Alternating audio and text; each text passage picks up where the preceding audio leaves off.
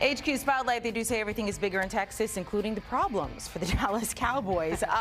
This is what is very interesting. They have lost every single game at home this season.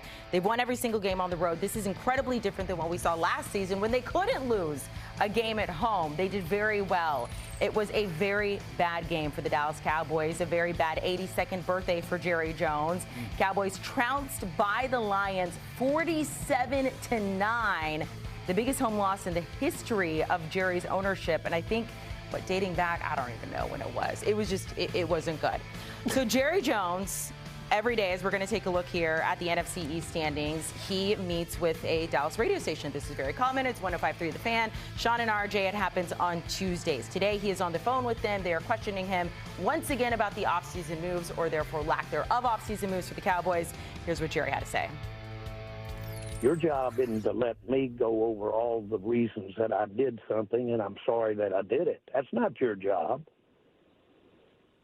Well, my job is to ask why. Get a job, or I'll get somebody else to ask these questions, man.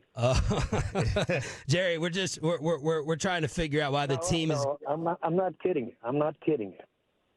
You're not going to figure out what the team is doing right or wrong.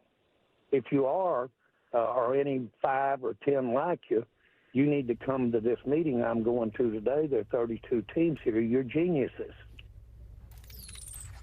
So this absolutely blew up all over social media this morning. A very defensive Jerry Jones saying that he could potentially pull the Cowboys off that radio station. But Pete, what does it say to you that this is the demeanor we're seeing from Jerry right now after that loss? He's probably, as much as any owner in the league, is out there. He meets with the media after every game. He is the general manager of that team.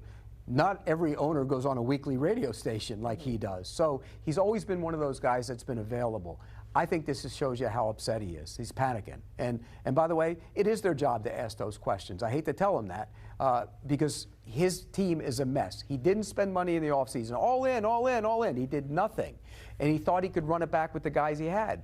Well, that's all well and good if you stay healthy. You look at the defensive side of the ball, they're down 5 starters, including Micah Parsons, who's one of the best players in the NFL. They can't stop anybody, and that's the problem. So, yes, the heat is on Jerry Jones, and it should be. He is the general manager of that football team. He makes the football decisions, and right now they're not a very good football team.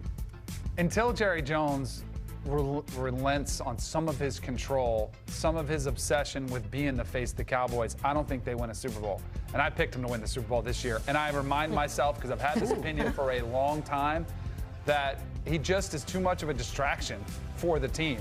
And I think he's lost touch on how to run a franchise. He's just too involved. You mentioned being out in front of the team.